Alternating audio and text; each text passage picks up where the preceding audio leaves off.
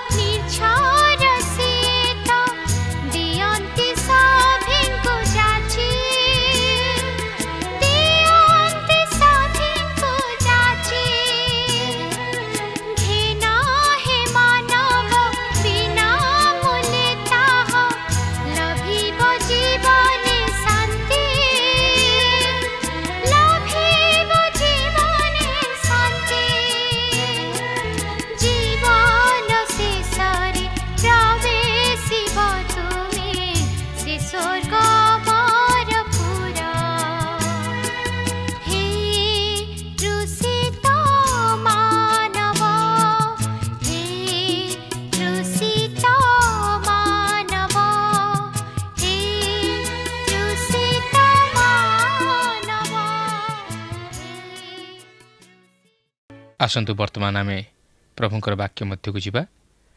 ଆପଣ ମନୋଯୋଗର ସହିତ ଏହି କାର୍ଯ୍ୟକ୍ରମ ଶୁଣନ୍ତୁ, ତାହେଲେ ଆପଣ ପବିତ୍ର ବାଇବେଲ ମଧ୍ୟରୁ ଅନେକ କିଛି ନିଗୁଢ଼ ବିଷୟମାନେ ଶିକ୍ଷା କରିବାକୁ ପାରିବେ। ତେବେ ଆଜି ଆମେ ପ୍ରେରିତ 28 ପର୍ବର ପ୍ରଥମ ପଦରୁ ଆରମ୍ଭ କରି 10 ପଦ ପର୍ଯ୍ୟନ୍ତ ଅଧ୍ୟୟନ କରିବାକୁ ଯିବା। ଆପଣଙ୍କ ପାଖରେ ଯଦି ପବିତ୍ର ବାଇବେଲ କିମ୍ବା ନୂତନ ନିୟମ ଅଛି, ତାହେଲେ ମୋ ସହିତ ଖୋଲନ୍ତୁ ଓ ଅଧ୍ୟୟନ କରନ୍ତୁ। ଆପଣଙ୍କର ମନେଥିବ ଯେ ଗତ ଆଲୋଚନାରେ ଆମେ ଦେଖିଥିଲୁ ପ୍ରେରିତ ପାଉଲ ଓ ସେହି 276 ଜଣ ଲୋକ ସାମୁଦ୍ରିକ ଝଡ଼କୁ ଅତିକ୍ରମ କରି ବହୁ କଷ୍ଟରେ ଆସି ସେ ମେଲିତି ଦ୍ୱୀପରେ ପହଞ୍ଚିଲେ। ଈଶ୍ୱର ତାଙ୍କର ପ୍ରତିଜ୍ଞା ଅନୁଯାୟୀ ପାଉଲଙ୍କ ଦ୍ୱାରା ସେମାନଙ୍କୁ ସୁରକ୍ଷା ପ୍ରଦାନ କରି ନିରାପଦରେ ଆଣି ସ୍ଥଳରେ ପହଞ୍ଚାଇ ଦେଲେ। କିନ୍ତୁ ଆଜି ଆମେ ଏହି 28 ପର୍ବରେ ଦେଖିବାକୁ ଯିବା ଯେ ପାଉଲ ସେହି ମେଲିତିରୁ ରୋମକୁ ଯାଉଅଛନ୍ତି। ଯେତେବେଳେ ପାଉଲ ରୋମରେ ଯାଇ ପହଞ୍ଚନ୍ତି, ସେ ପ୍ରଥମେ ଜିହୁଦୀ ଓ ତାପରେ ଅଣଜିହୁଦୀମାନଙ୍କ ନିକଟରେ ସାକ୍ଷୀ ହୁଅନ୍ତି। କିନ୍ତୁ ଏହି ପର୍ବଟି, ଯାହାକି ପ୍ରେରିତ ପୁସ୍ତକର ଶେଷ ପର୍ବ, ଏହା ଅସମ୍ପୂର୍ଣ୍ଣ ଭାବେ ରହିଅଛି। କିନ୍ତୁ ଏହା ସମ୍ପୂର୍ଣ୍ଣ ହେଲା ପରି ମନେ ହୁଏ ନାହିଁ। ଏହି ପର୍ବଟି ପାଉଲଙ୍କର ରୋମରେ ପ୍ରଚାର କରିବା ଘଟଣା ମଧ୍ୟରେ ସମାପ୍ତ ହୋଇଅଛି, ମାତ୍ର ଏକ ଅସମ୍ପୂର୍ଣ୍ଣ ଅବସ୍ଥାରେ ରହିଅଛି, ଯେହେତୁ ପବିତ୍ର ଆତ୍ମା ବର୍ତ୍ତମାନ ମଧ୍ୟ ତାହାଙ୍କର କାର୍ଯ୍ୟ କରିଚାଲିଛନ୍ତି ଓ ବାକ୍ୟ ପ୍ରଚାର ମଧ୍ୟ ଚାଲିଛି। ଆଉ ଯେପର୍ଯ୍ୟନ୍ତ ଖ୍ରୀଷ୍ଟଙ୍କର ଦ୍ୱିତୀୟ ଆଗମନ ହୋଇନାହିଁ, ସେ ପର୍ଯ୍ୟନ୍ତ ମଧ୍ୟ ଏହିପରି ପ୍ରଚାର କାର୍ଯ୍ୟ ଚାଲୁ ରହିଥିବ। ସେହି ପାଉଲଙ୍କ ସମୟଠାରୁ ଆଜି ପର୍ଯ୍ୟନ୍ତ ମଧ୍ୟ ସୁସମାଚାର ପ୍ରଚାରିତ ହେବାରେ ଲାଗିଅଛି ଓ ପବିତ୍ର ଆତ୍ମା ତାହାଙ୍କର କାର୍ଯ୍ୟ କରିଚାଲିଛନ୍ତି। ତେଣୁକରି ଏହି ପ୍ରେରିତ ପୁସ୍ତକର ପରିସମାପ୍ତି ଏକ ଅସମ୍ପୂର୍ଣ୍ଣ ଅବସ୍ଥାରେ ରହିଅଛି, ଯେହେତୁ ପବିତ୍ର ଆତ୍ମା ଆଜି ମଧ୍ୟ ତାହାଙ୍କର କାର୍ଯ୍ୟ ସାଧନ କରୁଅଛନ୍ତି ଓ ସୁସମାଚାର ଆଜି ବି ମଧ୍ୟ ଜଗତର କୋଣେ କୋଣେ ପ୍ରଚାରିତ ହେବାରେ ଲାଗିଅଛି। ତେବେ 28 ପର୍ବର ପ୍ରଥମ ପଦରେ ଏହିପରି ଲେଖା ଅଛି, ଆମ୍ଭେମାନେ ରକ୍ଷା ପାଇଲା ପରେ ସେହି ଦ୍ୱୀପ ମେଲିତି ବୋଲି ଜାଣିଲୁ। ଏହା ହେଉଛି ସେହି ଦ୍ୱୀପ ଯାହାକି ବର୍ତ୍ତମାନ ମାଲ୍ଟା ନାମରେ ଖ୍ୟାତ। ଯେଉଁ ସ୍ଥାନରେ ଏହି ଘଟଣା ଘଟିଥିଲା, ସେହି ସ୍ଥାନକୁ ବର୍ତ୍ତମାନ ସାଧୁ ପାଉଲଙ୍କର ତଟ ବୋଲି କହନ୍ତି ବା ସାଧୁ ପାଉଲଙ୍କ ତଟ ବୋଲି ଖ୍ୟାତ।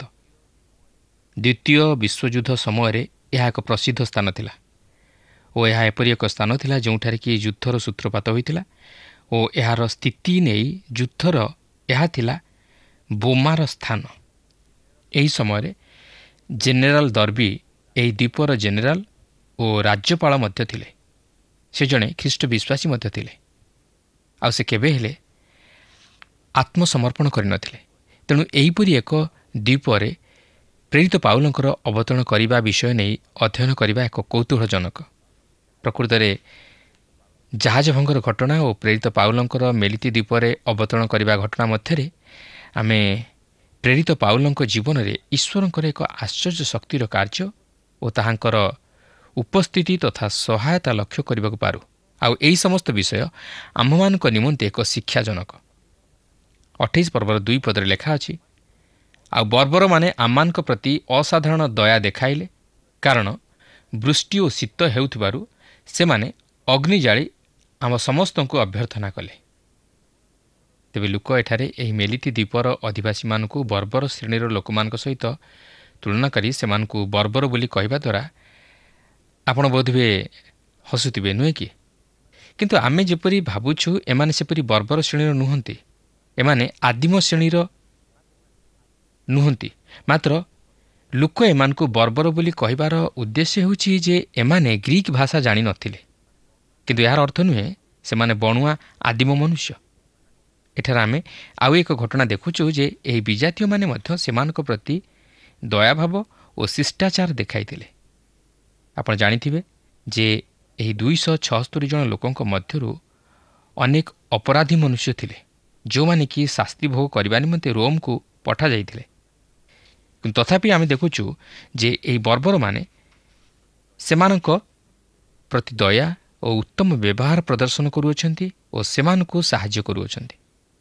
ପୁରାତନ ନିୟମରେ ଜୁନସ ଭବିଷ୍ୟତ ବକ୍ତାଙ୍କ ପୁସ୍ତକରେ ଆମେ ଏହିପରି ଏକ ଘଟଣା ଦେଖୁ ଯେ ସେହି ଜାହାଜର ନାବିକମାନେ ଜୁନସଙ୍କ ପ୍ରତି ଦୟା ପ୍ରଦର୍ଶନ କରି ତାହାଙ୍କୁ ରକ୍ଷା କରିବା ନିମନ୍ତେ ଚାହିଁଥିଲେ। ଆଉ ଜୁନସ ଯଦିଓ ସେମାନଙ୍କୁ କହିଲେ ଯେ ତାହାଙ୍କୁ ସମୁଦ୍ର ମଧ୍ୟକୁ ପକାଇ ଦେବା ପାଇଁ, ମାତ୍ର ସେମାନେ ଜୁନସଙ୍କ ପ୍ରତି ଦୟା ବହି ତାହାଙ୍କୁ ସମୁଦ୍ର ମଧ୍ୟକୁ ପକାଇ ଦେବା ନିମନ୍ତେ ଚାହିଁନଥିଲେ। ସେମାନେ ତାହାଙ୍କ ପ୍ରତି ଦୟା ଦେଖାଇଥିଲେ। ସେମାନେ ଜାହାଜକୁ କୂଳକୁ ଆଣିବା ନିମନ୍ତେ ଚେଷ୍ଟା କଲେ, ମାତ୍ର ପାରିଲେ ନାହିଁ। ବେଳେବେଳେ ସାଧାରଣ ଲୋକମାନେ ଯେଉଁପରି ଭାବେ ଦୟା ଦେଖାଇଥାନ୍ତି ଓ ସାହାଯ୍ୟ କରିଥାନ୍ତି, ସେହି ପରିମାଣରେ ଧାର୍ମିକ ଲୋକମାନେ ମଧ୍ୟ ତାହା କରିପାରନ୍ତି ନାହିଁ। ଏପରିକି ଆମେ ଅନ୍ୟ ଜାତିର ଲୋକଙ୍କଠାରୁ ଯେଉଁପରି ସାହାଯ୍ୟ ଓ ସହାନୁଭୂତି ପାଇଥାଉ, ସେହି ପରିମାଣରେ ଆମେ ନିଜର ଲୋକମାନଙ୍କଠାରୁ ବା ଆତ୍ମୀୟ ସ୍ୱଜନଙ୍କଠାରୁ ତାହା ପାଇପାରିନଥାଉ। ତେବେ ଏହି ସମସ୍ତ ଘଟଣା ମଧ୍ୟ ଦେଇ ଆମେ ଈଶ୍ୱରଙ୍କର ଏକ ମହତ୍ ଉଦ୍ଦେଶ୍ୟ ସଫଳ ହେବାର ଲକ୍ଷ୍ୟ କରିବାକୁ ପାରୁଅଛୁ। 28 ପର୍ବର 3 ପଦରେ ଲେଖା ଅଛି, କିନ୍ତୁ ପାଉଲ ବିଡ଼ାଏ କାଠ ଗୋଟାଏ ନିଆଁ ଉପରେ ପକାନ୍ତେ ତାତି ହେତୁ ଗୋଟାଏ କାଳସାପ ବାହାରି ତାଙ୍କ ହାତରେ କାମୁଡ଼ି ଲାଗି ରହିଲା। ଆପଣ ଜାଣିଥିବେ ଯେ ମାର୍କ ଲିଖିତ ସୁଷମାଚାରର ଶେଷରେ ଏକ ପ୍ରତିଜ୍ଞା ପ୍ରଦାନ କରାଯାଇଅଛି, ଯାହାକି ଆମେ ମାର୍କ ଲିଖିତ ସୁଷମାଚାରର 16 ପର୍ବର 17-18 ପଦରେ ଲକ୍ଷ୍ୟ କରିବାକୁ ପାରୁ। ସେଠାରେ ଏହିପରି ଲେଖା ଅଛି, ଆଉ ବିଶ୍ୱାସୀମାନଙ୍କର ଏହିସବୁ ଚିହ୍ନ ଅନୁବର୍ତ୍ତୀ ହେବ, ସେମାନେ ମୋ ନାମରେ ଭୂତ ଛଡ଼ାଇବେ, ନୂତନ ନୂତନ ଭାଷାରେ କଥା କହିବେ, ହସ୍ତରେ ସର୍ପ ଧରିବେ, ପୁଣି ପ୍ରାଣନାଶକ କୌଣସି ପଦାର୍ଥ ପାନ କଲେ ସେମାନଙ୍କର କିଛି କ୍ଷତି ହେବ ନାହିଁ।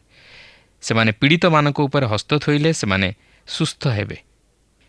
ତେବେ ଏହି ସମସ୍ତ ଆଶ୍ଚର୍ଯ୍ୟ କର୍ମ ସେହି ସମୟ ନିମନ୍ତେ ସୁଷମାଚାରର ସତ୍ୟତାକୁ ପ୍ରମାଣିତ କରିବା ପାଇଁ ଓ ପ୍ରେରିତମାନଙ୍କର ପରିଚୟ ପତ୍ରକୁ ପ୍ରମାଣିତ କରିବା ପାଇଁ ଏକ ଚିହ୍ନ ସ୍ୱରୂପେ ବ୍ୟବହାର କରାଯାଉଥିଲା। କାରଣ ସେହି ସମୟରେ ନୂତନ ନିୟମ ଲିଖିତ ଆକାରରେ ପ୍ରକାଶିତ ହୋଇନଥିଲା। ତେଣୁ ଲୋକମାନେ ଯେପରି ଖ୍ରୀଷ୍ଟଙ୍କଠାରେ ବିଶ୍ୱାସ କରି ଓ ସୁଷମାଚାରର ସତ୍ୟତାକୁ ଉପଲବ୍ଧି କରି ଖ୍ରୀଷ୍ଟଙ୍କ ପ୍ରତି ଫେରନ୍ତି, ଏଥିନିମନ୍ତେ ଏହି ସମସ୍ତ ଆଶ୍ଚର୍ଯ୍ୟ କର୍ମଗୁଡ଼ିକ ଚିହ୍ନ ସ୍ୱରୂପେ ସାଧିତ ହେବା ନିତାନ୍ତ ଜରୁରୀ ଥିଲା। କିନ୍ତୁ ଏହାର ଅର୍ଥ ନୁହେଁ ଯେ ଖ୍ରୀଷ୍ଟଙ୍କର ଶକ୍ତି ବର୍ତ୍ତମାନ କାର୍ଯ୍ୟ କରୁନାହିଁ। ମାତ୍ର ଜଣେ ଖ୍ରୀଷ୍ଟ ବିଶ୍ୱାସୀ ଯଦି ସେହି ବାକ୍ୟ ଅନୁଯାୟୀ ଖ୍ରୀଷ୍ଟଙ୍କଠାରେ ବିଶ୍ୱାସରେ ସ୍ଥିର ରୁହେ, ତାହେଲେ ତାହାର ଜୀବନରେ ଅଲୌକିକ ଶକ୍ତିର କାର୍ଯ୍ୟ ସାଧିତ ହୋଇପାରିବ। କିନ୍ତୁ ମୋର କହିବାର କଥା, ସେହି ସମସ୍ତ ଆଶ୍ଚର୍ଯ୍ୟ ଶକ୍ତିର କାର୍ଯ୍ୟ ବର୍ତ୍ତମାନ କାହିଁକି ଘଟୁନାହିଁ ବୋଲି ଆମେ ପ୍ରଶ୍ନ କରିବା ଠିକ୍ ନୁହେଁ। ଆମେ ଜାଣି ଜାଣି ସାପ ଗାତରେ ହାତ ପୁରାଇ କହିବା, ପ୍ରଭୁ ମୋତେ ରକ୍ଷା କରିବେ, ତାହା ଅତି ମୂର୍ଖାମିର ପରିଚୟ। ଆମେ ପ୍ରଭୁଙ୍କୁ କେବେ ହେଲେ ପରୀକ୍ଷା କରିବା ଉଚିତ ନୁହେଁ। ପାଉଲ ଜାଣି ଜାଣି ସେହି ସର୍ପକୁ ଧରିନଥିଲେ କିମ୍ବା ପ୍ରଭୁଙ୍କୁ ପରୀକ୍ଷା କରିନଥିଲେ, କିନ୍ତୁ ତାହାଙ୍କର ଦୃଷ୍ଟିହୀନତା ନେଇ ଏଠାରେ ଆମେ ଆଉ ଏକ ପ୍ରମାଣ ପାଉଅଛୁ। ତେବେ ତାହାଙ୍କର ଏହି ଶାରୀରିକ ଦୁର୍ବଳତା ନେଇ ଆମେ ତାହାଙ୍କ ଗାଲାତୀୟ ପତ୍ରଟିକୁ ଅଧ୍ୟୟନ କରିବା ସମୟରେ ଅଧିକ କିଛି ଆଲୋଚନା କରିବାକୁ ପାରିବା। ମାତ୍ର ଏଠାରେ ଆମେ ଦେଖୁଛୁ ଯେ ପାଉଲ ଭଲ ଭାବେ ଦେଖି ନ ପାରିବାରୁ ତାହାଙ୍କ ପ୍ରତି ଏହିପରି ଘଟିଲା। ଯେତେବେଳେ ସେ କେତେକ କାଠ ଗୋଟେଇ ନିଆଁରେ ପକାଇଲେ, ସେତେବେଳେ ସେହି କାଠରେ କାଳସର୍ପ ଥିବାରୁ ସେ ଦେଖିପାରିନଥିଲେ, ଯେହେତୁ ତାହାଙ୍କର ଦୃଷ୍ଟିଶକ୍ତି ସେତେଦୂର ପ୍ରଖର ନଥିଲା। ଏଠାରେ ମଧ୍ୟ ପାଉଲଙ୍କ ଜୀବନରେ ଆମେ ଆଉ ଏକ କୌତୂହଳର ବିଷୟ ଲକ୍ଷ୍ୟ କରୁ ଯେ ସେ ଅଳସୁଆ ନଥିଲେ। ସେହି ବର୍ଷା ଓ ଶୀତରେ ମଧ୍ୟ ସେ କାଠ ସାଉଁଟିବାକୁ ଯାଇଥିଲେ। ସେ ଅତି କର୍ତ୍ତବ୍ୟପରାୟଣ ଥିଲେ। ଏପରିକି ସେ ନିଜ ହାତରେ କର୍ମ କରି ଓ ତମ୍ବୁ ନିର୍ମାଣ କରି ନିଜର ଆବଶ୍ୟକତା ପୂରଣ କରିବା ସହିତ ଅନ୍ୟ ସହକର୍ମୀମାନଙ୍କର ଆବଶ୍ୟକତାକୁ ମଧ୍ୟ ପୂରଣ କରୁଥିଲେ। ଦେଖନ୍ତୁ, ପାଉଲ ଯେତେବେଳେ ବିଡ଼ାଏ କାଠ ଗୋଟାଇ ତାହାକୁ ନିଆଁରେ ପକାଇଲେ, ସେତେବେଳେ ସେହି କାଳସର୍ପ ତହିଁରୁ ବାହାରି ପାଉଲଙ୍କୁ କେବଳ କାମୁଡ଼ିଲା ନାହିଁ, ମାତ୍ର ତାହାଙ୍କର ହାତରେ କାମୁଡ଼ି ଲାଗି ରହିଲା। ତେବେ ଏହି ଘଟଣାରେ ପ୍ରଭୁଙ୍କର ସେହି ମହାନ ପ୍ରତିଜ୍ଞା ସଫଳ ହେବାର ଆମେ ଦେଖୁଅଛୁ ଯେ ସେମାନେ ହସ୍ତରେ ସର୍ପ ଧରିବେ। ଏହା ମଧ୍ୟ ଈଶ୍ୱରଙ୍କର ଗୌରବ ନିମନ୍ତେ ଘଟିଥିଲା। 28 ପର୍ବର 4 ପଦରେ ଲେଖା ଅଛି, ବର୍ବରମାନେ ତାଙ୍କ ହାତରେ ସେହି ଜନ୍ତୁଟା ଝୁଲୁଥିବାର ଦେଖି ପରସ୍ପର କହିବାକୁ ଲାଗିଲେ, ଏ ଲୋକଟା ନିଶ୍ଚୟ ଖୁଣି। ସମୁଦ୍ରରୁ ରକ୍ଷା ପାଇଲେ ସୁଦ୍ଧା ଧର୍ମ ଏହାକୁ ବଞ୍ଚିବାକୁ ଦେଲେ ନାହିଁ। ଅନ୍ୟ ଅର୍ଥରେ କହିବାକୁ ଗଲେ ସେମାନେ ଭାବିଥିଲେ ଯେ ବୋଧହୁଏ ପାଉଲ ଏକ ମସ୍ତବଡ଼ ଅପରାଧରେ ଅଭିଯୁକ୍ତ। ତେଣୁକରି ସାମୁଦ୍ରିକ ଝଡ଼ରୁ ରକ୍ଷା ପାଇଲେ ସୁଦ୍ଧା ଧର୍ମ ବା ନ୍ୟାୟ ଏହାକୁ ଧରିଅଛି ଓ ସେ ନିଶ୍ଚିତ ଭାବେ ଏହି ସର୍ପ ଦଂଶନରେ ମୃତ୍ୟୁବରଣ କରିବ। ଆପଣ ଦେଖନ୍ତୁ, ସେମାନେ ସମସ୍ତେ ଅନେକ ସମୟ ଧରି ପାଉଲଙ୍କୁ ଲକ୍ଷ୍ୟ କରୁଥିବେ ଯେ ପ୍ରକୃତରେ ତାହାଙ୍କ ପ୍ରତି କ'ଣ ଘଟିବ। ସେମାନେ ଭାବୁଥିଲେ ଯେ ଯେକୌଣସି ସମୟରେ ଏହାର ହାତ ଗୋଡ଼ ଫୁଲିଯିବ ଓ ଏ ନିଶ୍ଚୟ ମରିବ। କାରଣ ସେମାନଙ୍କର ସେହିପରି ଅନୁଭୂତି ଥିଲା, ଯାହାକି ସେମାନଙ୍କ ନିଜ ଲୋକମାନଙ୍କ ମଧ୍ୟରୁ ଅନେକ ସେହିପରି ସର୍ପଦଂଶନରେ ମୃତ୍ୟୁବରଣ କରିଥିଲେ। କିନ୍ତୁ ଏଠାରେ ଆପଣ ଲକ୍ଷ୍ୟ କରନ୍ତୁ, ଏହି ବର୍ବରମାନେ ମଧ୍ୟ ନ୍ୟାୟ କ'ଣ ତାହା ଜାଣିଥିଲେ। ସେମାନେ ଭାବୁଥିଲେ ଯେ ପାଉଲ ଜଣେ ଖୁଣି, ଜଣେ ଅପରାଧୀ, ତେଣୁକରି ସେ ଦଣ୍ଡ ପାଇବା ଯୋଗ୍ୟ। କିନ୍ତୁ ବର୍ତ୍ତମାନ ଆପଣ ଦେଖିବେ ଯେ ଲୋକେ ଅପରାଧୀମାନଙ୍କୁ ଶାସ୍ତି ଦେବା ପରିବର୍ତ୍ତେ ସେମାନଙ୍କୁ ସେହି ଦଣ୍ଡରୁ ରକ୍ଷା କରିବା ନିମନ୍ତେ ସାହାଯ୍ୟ କରନ୍ତି। କିନ୍ତୁ ଏହି ଘଟଣାରୁ ଆମେ ଜାଣିବାକୁ ପାରୁଛୁ ଯେ ସମଗ୍ର ରୋମ୍ ସାମ୍ରାଜ୍ୟ ମଧ୍ୟରେ ନ୍ୟାୟର ଏକ ପ୍ରଭାବ ଥିଲା। ଲୋକମାନଙ୍କ ମଧ୍ୟରେ ନ୍ୟାୟ ଓ ସତ୍ୟତା ବିଷୟ ନେଇ କିଛି ଜ୍ଞାନ ଥିଲା। ରୋମ୍ ନ୍ୟାୟ ବିଚାର ନିମନ୍ତେ ପ୍ରସିଦ୍ଧ ଥିଲା, କିନ୍ତୁ ଦୟା ନିମନ୍ତେ ନୁହେଁ। ପାପକୁ କ୍ଷମା ଦିଆଯାଇ ନଥିଲା। ଯଦି ଆପଣ ନିୟମ ଲଙ୍ଘନ କରନ୍ତି ତାହେଲେ ଆପଣ ଶାସ୍ତି ଭୋଗ କରିବେ। ତେଣୁ ଏହି ରୋମୀୟମାନଙ୍କ ରାଜତ୍ୱ ସମୟରେ ଲୋକମାନେ ଦୟା ପାଇବା ନିମନ୍ତେ ଆର୍ତ୍ତନାଦ କରୁଥିଲେ। ଏହା ହିଁ ଥିଲା ଖ୍ରୀଷ୍ଟଙ୍କର ଆଗମନ ନିମନ୍ତେ ପ୍ରସ୍ତୁତି, ଯିଏକି ପାପୀକୁ ପାପରୁ ଉଦ୍ଧାର କରିବା ନିମନ୍ତେ ଜଣେ ଉଦ୍ଧାରକର୍ତ୍ତା ହୋଇ ଜଗତକୁ ଆସିଲେ, ଯେପରି ମନୁଷ୍ୟ ଜାତି ଈଶ୍ୱରଙ୍କ ଦୟା ଓ କ୍ଷମାର ପରିଚୟ ପାଇପାରନ୍ତି। କିନ୍ତୁ ଏଠାରେ ଲକ୍ଷ୍ୟ କରିବାର ବିଷୟ ହେଉଛି ପାଉଲଙ୍କ ହାତକୁ ସେହି ସାପ କାମୁଡ଼ି ଲାଗି ରହିବା ପରେ ପାଉଲ କ'ଣ କରୁଅଛନ୍ତି। 28 ପର୍ବର 5 ପଦ ଓ 6 ପଦରେ ଲେଖା ଅଛି, କିନ୍ତୁ ସେ ଜନ୍ତୁଟାକୁ ଝାଡ଼ି ନିଆଁରେ ପକାଇଦେଲେ, ଆଉ ତାଙ୍କର କିଛି କ୍ଷତି ହେଲା ନାହିଁ। ସେ ଯେ ଫୁଲିଯିବେ କିମ୍ବା ହଠାତ୍ ମରି ପଡ଼ିଯିବେ, ଏହା ସେମାନେ ଅପେକ୍ଷା କରୁଥିଲେ। ମାତ୍ର ଅନେକ ବେଳ ପର୍ଯ୍ୟନ୍ତ ଅପେକ୍ଷାରେ ରହିଲା ପରେ ତାଙ୍କ ପ୍ରତି କୌଣସି ଅନିଷ୍ଟ ନ ଘଟିବାର ଦେଖି ସେମାନେ ଆପଣା ଆପଣା ମନ ବଦଳାଇ କହିଲେ, ଏ ଜଣେ ଦେବତା।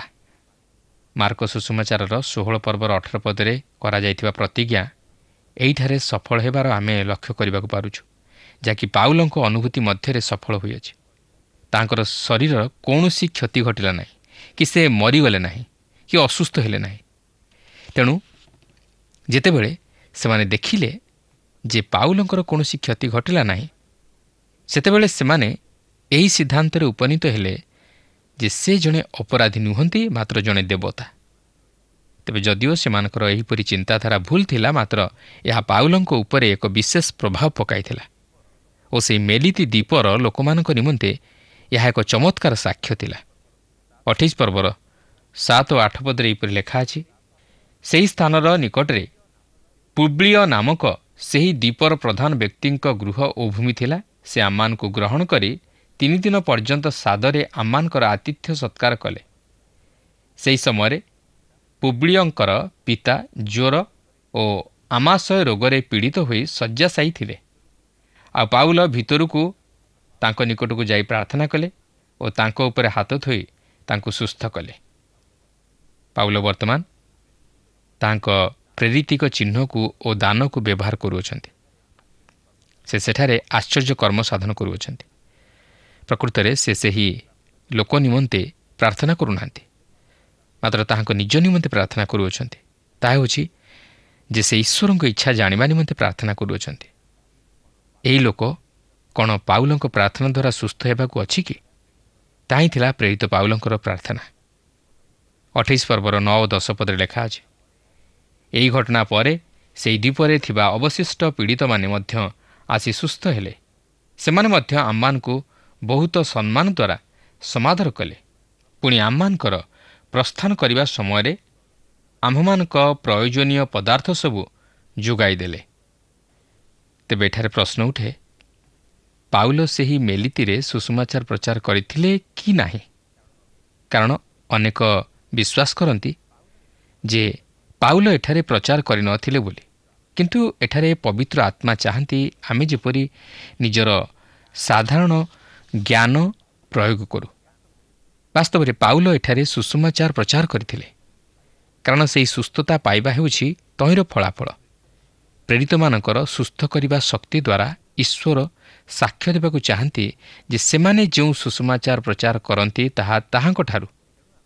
ତେଣୁ ଆମେ ଜାଣି ରଖିବା ଉଚିତ ଯେ ପାଉଲ ସୁସମାଚାର ପ୍ରଚାର କଲେ ଓ ସେହି ସୁସ୍ଥତା ତହିଁର ଫଳାଫଳ ଥିଲା। ସେ ଯେ ପ୍ରଚାର କରିଥିଲେ ଏଥିରୁ ତହିଁର ପ୍ରମାଣ ମିଳେ। ଆପଣ ଜାଣିଥିବେ ପାଉଲ ଏହିପରି କହନ୍ତି, ଯାହାକି 1 କରିନ୍ଥୀୟ 2 ପର୍ବର 2 ପଦରେ ଲେଖା ଅଛି, କାରଣ ଯୀଶୁଖ୍ରୀଷ୍ଟ ଅର୍ଥାତ୍ କ୍ରୁଶରେ ହତ ଯୀଶୁଖ୍ରୀଷ୍ଟଙ୍କ ବିନା ତୁମମାନଙ୍କ ମଧ୍ୟରେ ଆଉ କୌଣସି ବିଷୟ ନ ଜାଣିବାକୁ ମୁଁ ମନସ୍ଥ କଲି। ପାଉଲ ନିଜର ଶକ୍ତିକୁ ବା ନିଜକୁ ପ୍ରକାଶ କରିବାକୁ ଯାଇ ସେହି ଆଶ୍ଚର୍ଯ୍ୟକର୍ମ ସାଧନ କରିନଥିଲେ, ମାତ୍ର ଖ୍ରୀଷ୍ଟଙ୍କୁ ପ୍ରକାଶ କରିବାକୁ ଯାଇ ସେହି ଆଶ୍ଚର୍ଯ୍ୟକର୍ମ ସାଧନ କରିଥିଲେ, ଯେପରି ତାହାଙ୍କର ନାମ ପ୍ରଚାରିତ ହୁଏ। ରୋଗ ସୁସ୍ଥ କରିବା ପାଉଲଙ୍କର ମୂଳ ଲକ୍ଷ୍ୟ ନଥିଲା, ମାତ୍ର ସୁସମାଚାର ପ୍ରଚାର କରିବା ପାଉଲଙ୍କର ମୂଳ ଲକ୍ଷ୍ୟ ଥିଲା। ତେଣୁ ଆସୁ ସେହି ସୁସମାଚାରରେ ବିଶ୍ୱାସ ସ୍ଥାପନ କରି ଖ୍ରୀଷ୍ଟଙ୍କୁ ନିଜ ହୃଦୟରେ ଗ୍ରହଣ କରୁ। ତାହେଲେ ଆମେ ଆମର ଜୀବନରେ ଖ୍ରୀଷ୍ଟଙ୍କର ସେହି ଶକ୍ତିର କାର୍ଯ୍ୟକୁ ଉପଲବ୍ଧି କରିପାରିବା। ପ୍ରିୟ ବନ୍ଧୁ, ମୋର ଅନୁରୋଧ, ଆପଣ ଏହି କାର୍ଯ୍ୟକ୍ରମ ଶୁଣିବା ସଙ୍ଗେ ସଙ୍ଗେ ଏହି ବାକ୍ୟ ଅନୁଯାୟୀ ନିଜର ଜୀବନକୁ ସମୀକ୍ଷା କରନ୍ତୁ ଆଉ ନିଜକୁ ଦେଖନ୍ତୁ ଯେ ମୁଁ ଏପର୍ଯ୍ୟନ୍ତ ପ୍ରଭୁଙ୍କ ପାଇଁ କ'ଣ କରିପାରିଛି। ପ୍ରଭୁ ମୋ ପାଇଁ ଯେଉଁ ଉଦ୍ଧାର ସାଧନ କରିଅଛନ୍ତି, ସେ ଉଦ୍ଧାରର କ'ଣ ମୁଁ ଅଂଶୀ ହୋଇପାରିଛି? ମୁଁ କ'ଣ ମୋର ପାପରୁ ଉଦ୍ଧାର ପାଇପାରିଛି? ପ୍ରିୟ ବନ୍ଧୁ, ଆଜି କ'ଣ ଆମମାନଙ୍କର ପ୍ରତ୍ୟେକଙ୍କର ସେହି ପାପ କ୍ଷମାର ଅନୁଭୂତି ଅଛି? ନା ଆମେ ପାପରେ ଲିପ୍ତ ରହି ଆନନ୍ଦ କରୁଅଛୁ? କିନ୍ତୁ ଈଶ୍ୱର ସେ ପାପକୁ ପ୍ରଶ୍ରୟ ଦିଅନ୍ତି ନାହିଁ। ସେ ପବିତ୍ର, ଆଉ ସେ ଚାହାନ୍ତି ତାଙ୍କର ସୃଷ୍ଟ ମନୁଷ୍ୟମାନେ ଯେପରି ପବିତ୍ର ହୁଅନ୍ତୁ। କିନ୍ତୁ ଆମେ ଯଦି ଏ ପ୍ରକାର ଅପବିତ୍ର ଜୀବନଯାପନ କରିବା, ତାହେଲେ ଆମେ କି ପ୍ରକାରେ ପବିତ୍ର ଈଶ୍ୱରଙ୍କର ସହଭାଗିତା ଲାଭ କରିପାରିବା? ପ୍ରଭୁ ତାଙ୍କର ବାକ୍ୟ ମଧ୍ୟ ଦେଇ ତାଙ୍କର ମହାନତାକୁ ପ୍ରକାଶ କରନ୍ତି। ପ୍ରେରିତ ପାଉଲ ତାହା ନିଜ ଜୀବନରେ ଅନୁଭବ କରିପାରିଥିଲେ। ଆଉ ଯେପର୍ଯ୍ୟନ୍ତ ଆମେ ନିଜର ବ୍ୟକ୍ତିଗତ ଜୀବନରେ ପ୍ରଭୁଙ୍କର ସେହି ଶକ୍ତିର କାର୍ଯ୍ୟକୁ ଅନୁଭବ କରିନାହୁଁ, ଆମମାନଙ୍କ ଜୀବନ ମଧ୍ୟରେ ସେହି ପାପ କ୍ଷମାର ଅନୁଭୂତି ନାହିଁ, ତାହେଲେ ଆମେ କେଉଁପରି ଭାବେ ଅନ୍ୟମାନଙ୍କୁ ପ୍ରଭୁଙ୍କ ନିକଟବର୍ତ୍ତୀ କରାଇପାରିବା, ପ୍ରଭୁଙ୍କର ନିମନ୍ତେ ସାକ୍ଷୀ ହୋଇପାରିବା? ପ୍ରିୟ ବନ୍ଧୁ, ପ୍ରଭୁ ଆମକୁ ଏହି ଜଗତ ମଧ୍ୟରେ ରଖିଛନ୍ତି ତାଙ୍କ ନିମନ୍ତେ ସାକ୍ଷୀ ହେବା ପାଇଁ। ଆଉ ସେ ଚାହାନ୍ତି ଯେପରି ଆମମାନେ ପାପରୁ ପୃଥକୀକୃତ ଜୀବନଯାପନ କରି ତାହାଙ୍କ ନିମନ୍ତେ ସାକ୍ଷୀ ହେଉ। କିନ୍ତୁ ଯଦି ଆମେ ପାପରେ ଲିପ୍ତ ରହି ପାପ ଉପରେ ପାପ କରି ଚାଲୁ, ମାତ୍ର ପାପ ନିମନ୍ତେ ଅନୁତାପ ନ କରୁ ଏବଂ ସୁସମାଚାରର ଅଂଶୀ ନ ହେଉ, ସୁସମାଚାରରେ ବିଶ୍ୱାସ ନ କରୁ, ତାହେଲେ ଆମେ କେବେ ହେଲେ ଉଦ୍ଧାର ପାଇପାରିବା ନାହିଁ। ଆମମାନେ ସେହି ନରକ ମଧ୍ୟରେ ପତିତ ହେବା, ଯାହାକି ଅନନ୍ତ ନରକ। ପ୍ରଭୁ ଚାହାନ୍ତି ନାହିଁ ଆମମାନଙ୍କର ବିନାଶ। ପ୍ରଭୁ ଆମମାନଙ୍କର ସେହି କଷ୍ଟ ଦେଖିବା ପାଇଁ ଚାହାନ୍ତି ନାହିଁ। ସେ ଆମମାନଙ୍କୁ ଉଦ୍ଧାର କରିବା ପାଇଁ ଚାହାନ୍ତି, ସେ ଆମମାନଙ୍କୁ ଶାନ୍ତି ଦେବା ପାଇଁ ଚାହାନ୍ତି, ସେ ଆମମାନଙ୍କୁ ସୁରକ୍ଷା ଦେବା ପାଇଁ ଚାହାନ୍ତି, ସେମାନଙ୍କର ସମସ୍ୟା ସମାଧାନ କରିବା ପାଇଁ ଚାହାନ୍ତି, ସେମାନଙ୍କୁ ସେହି ଅନନ୍ତ ଜୀବନର ଅଧିକାରୀ କରାଇବା ପାଇଁ ଚାହାନ୍ତି। କିନ୍ତୁ ଦୁଃଖର ବିଷୟ, ଆମେ ତାହା ଚାହୁଁନା। ଆମେ ତହିଁରେ ଅବହେଳା କରୁ, ଆମେ ତହିଁରେ ଅମନୋଯୋଗୀ ହେଉ, ଆମେ ପ୍ରଭୁଙ୍କ ବିଷୟରେ ଅମନୋଯୋଗୀ ହେଉ, ଆମେ ପ୍ରଭୁଙ୍କର ନିକଟବର୍ତ୍ତୀ ହେଉନା। ତେଣୁ ଆସୁ ପ୍ରଭୁଙ୍କର ନିକଟବର୍ତ୍ତୀ ହୋଇ ସୁସମାଚାରରେ ବିଶ୍ୱାସ କରି ପାପରୁ ପୃଥକୀକୃତ ଜୀବନଯାପନ କରି ନିଜେ ସୁରକ୍ଷା ପାଇବା ସଙ୍ଗେ ସଙ୍ଗେ ଅନ୍ୟମାନଙ୍କୁ ମଧ୍ୟ ପାପରୁ ସେହି ବିନାଶର ପଥରୁ ରକ୍ଷା କରୁ। ପ୍ରଭୁ ପ୍ରତ୍ୟେକଙ୍କୁ ଆଶୀର୍ବାଦ କରନ୍ତୁ। ଆଶା କରେ ଆଜିର କାର୍ଯ୍ୟକ୍ରମ ଆପଣଙ୍କୁ ନିଶ୍ଚୟ ଭଲ ଲାଗିଛି। ଆପଣ ଆତ୍ମିକ ଭାବରେ ଆଶୀର୍ବାଦ ପ୍ରାପ୍ତ ହୋଇଅଛନ୍ତି। ଆମେ ଆଜି ଏହି କଥା ଲକ୍ଷ୍ୟ କଲୁ ଯେ ପାଉଲ ଯେଉଁ ସମସ୍ତ ପରିସ୍ଥିତି ଓ ସମସ୍ୟା ମଧ୍ୟ ଦେଇ ଗତି କରୁଥିଲେ, ତା ମଧ୍ୟରେ ଈଶ୍ୱରଙ୍କର ମହତ ଉଦ୍ଦେଶ୍ୟ ସାଧିତ ହେଉଥିଲା। ଏଣୁ ପାଉଲ ତାଙ୍କ ଜୀବନରେ ଯେଉଁ ସବୁ ବିଷୟ ଅନୁଭବ କରୁଥିଲେ, ତାହା ହୁଏତ ତାଙ୍କ ପାଇଁ ସମସ୍ୟା ପରି ଲାଗୁଥିଲା, ମାତ୍ର ସେ ଈଶ୍ୱରଙ୍କୁ ସେଥିପାଇଁ କେବେ ବି ଅଭିଯୋଗ କରୁନଥିଲେ କିମ୍ବା ସେଥିପାଇଁ ସେ ଈଶ୍ୱରଙ୍କୁ ଓଲଟି ପ୍ରଶ୍ନ କରୁନଥିଲେ। ଏ ସମସ୍ତ ପରିସ୍ଥିତି ମଧ୍ୟ ଦେଇ ଯିବା ପାଇଁ ପ୍ରଭୁ ତାହାଙ୍କୁ ଅନୁମତି ଦେଇଅଛନ୍ତି, ଏହା ସେ ବୁଝୁଥିଲେ ବା ଉପଲବ୍ଧି କରୁଥିଲେ। ଏ ସମସ୍ତ ପରିସ୍ଥିତି ମଧ୍ୟରେ ମଧ୍ୟ ସେ ଈଶ୍ୱରଙ୍କର ଯୋଜନାକୁ ସ୍ପଷ୍ଟ ଦେଖିବାକୁ ପାରୁଥିଲେ। ତେଣୁ ସାଧୁ ପାଉଲ ଏ କଥା କହନ୍ତି, ଯେଉଁମାନେ ଈଶ୍ୱରଙ୍କୁ ପ୍ରେମ କରନ୍ତି, ଯେଉଁମାନେ ତାହାଙ୍କ ସଂକଳ୍ପ ଅନୁସାରେ ଆହୁତ ହୋଇଅଛନ୍ତି, ଈଶ୍ୱର ଯେ ସମସ୍ତ ବିଷୟରେ ସେମାନଙ୍କର ମଙ୍ଗଳ ସାଧନ କରନ୍ତି, ଏହା ଆମ୍ଭେମାନେ ଜାଣୁ। ଈଶ୍ୱର ଦେଇଥିବା ସୁଯୋଗର ସେ ସଦ୍ବ୍ୟବହାର କରୁଥିଲେ। ଆଜି ଆମ ଜୀବନର ବିଭିନ୍ନ ପରିସ୍ଥିତି ମଧ୍ୟରେ ଆମେ ଈଶ୍ୱରଙ୍କର ଇଚ୍ଛାକୁ ଦେଖିବାକୁ ପାରୁଛୁ କି? ତାହାଙ୍କର ଉଦ୍ଦେଶ୍ୟକୁ କାର୍ଯ୍ୟକାରୀ କରିବାର ସୁଯୋଗ ନେଉଛୁ କି? ଆଜି ତ ଆମମାନଙ୍କର ଆଲୋଚନାର ସମୟ ଏଠି ଶେଷ ହୋଇଯାଇଛି, କିନ୍ତୁ ଆଗାମୀ କାର୍ଯ୍ୟକ୍ରମରେ ପୁଣି ଆପଣଙ୍କ ସହିତ ସାକ୍ଷାତ ହେବ। ଆଜି ପାଇଁ ବିଦାୟ ଦିଅନ୍ତୁ, କିନ୍ତୁ ତା ପୂର୍ବରୁ ଆସନ୍ତୁ ପଦେ ପ୍ରାର୍ଥନା କରିବା। प्रिय प्रभु जीवनर समस्त घड़ीसंधि मुहूर्त मानकरे विभिन्न घटना विभिन्न परिस्थिति रे तुमर उद्देश्य तुमर योजना तुमर परिकल्पना को देखिबा पाए बुझिबा पाए ग्रहण करिया पाए सेथिरे सहयोग करिया पाए आम्मान को तुम्हें सिखाओ। धन्यवाद दौचु तुम्हें आम्मानकर क्षणभंगुर जीवन को मध्य तुमर महत उद्देश्य साधनर निमंते उपकरण करी व्यवहार करिया पाए चाहुअछ। प्रत्येक बंधु मान को आशीर्वाद कर। प्रार्थना शुणिल धन्यवाद दे परित्राणकर्ता मुक्तिदाता प्रभु जीशु ख्रीष्टଙ୍କ नामरे एई समस्त निवेदन उत्सर्ग करूअछु। आमेन। बहुत बहुत धन्यवाद। प्रभु आपनको आशीर्वाद करंतु। प्रिय बंधु आशा करू आपनको आम पथ प्रदर्शिका कार्यक्रम निश्चय भल लागिथिबो। जदि भल लागिछि ताहेले आमको 044490812996 नंबर रे निश्चय गोटिए मिस्ड कॉल देबे। आपनको मिस्ड कॉल आम निमंते अति बहुमूल्य। मु आनंदर सह जणाउछि जे प्रत्येक मिस्ड कॉल दातांको मध्यरु सप्ताह शेषरे जे अधिक मिस्ड कॉल देइथिबे तांको मनोनीत कराजिवो ओ पुरस्कृत कराजिवो। सेही दर्शक बंधुଙ୍କ नाम ओ फोटो आम कार्यक्रम शेषरे देखाजिवो।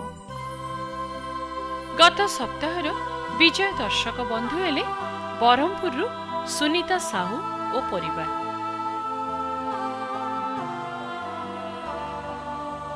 प्रार्थना और अधिक जानिबा निमंते फोन रे आम सह जोगाजोग करि परिबे। आम टेलीफोन नंबर हैला 9777221415 आउ आम ठिकाना टीवी स्क्रीन रे दिया जाय अछि। धन्यवाद।